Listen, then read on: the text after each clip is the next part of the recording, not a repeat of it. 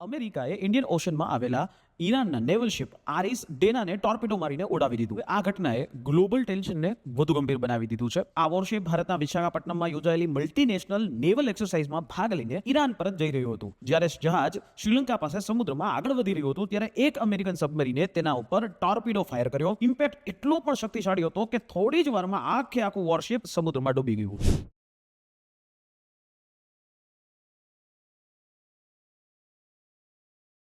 જહાજ પર અંદાજિત 180 સેલર્સ હતા. શ્રીલંકન નેવીએ રેસ્ક્યુ ઓપરેશનમાં 32 લોકોના જીવ બચાવ્યા, પરંતુ ઓછામાં ઓછા 87 સેલર્સની મોતની પુષ્ટિ પણ થઈ ગઈ છે અને હજુ પણ ઘણા ગુમ હોવાનું કહેવાય છે. પરંતુ આમાં સૌથી મોટો પ્રશ્ન છે લોકેશન. આ હુમલો વેસ્ટ એશિયાના કન્ફ્લિક્ટ ઝોનમાં નહીં, પરંતુ ભારતના સ્ટ્રેટેજિક પાડોશી જગ્યામાં થયો છે. અને હવે થોડું સમુદ્રી કાયદા વિશે પણ વાત કરીએ. ઇન્ટરનેશનલ નિયમો મુજબ દરેક કાંઠાવાળા દેશને પોતાના કિનારાથી 200 નોટિકલ માઇલ સુધીનો વિસ્તાર મળે છે, જેને એક્સક્લુઝિવ ઇકોનોમિક ઝોન કહેવાય છે. આ ઝોનમાં તે દેશને રિસોર્સિસ ઉપર ખાસ અધિકાર હોય છે. તે પછી સમુદ્રનો ટેકનિકલી ઇન્ટરનેશનલ વોટર્સ તરીકે ગણવામાં આવે છે, જ્યાં કોઈ પણ દેશની નેવી ઓપરેટ કરી શકે છે. પણ જીઓપોલિટિક્સમાં ફક્ત કાયદો નહીં, ભૂગોળ પણ મહત્વનું હોય છે.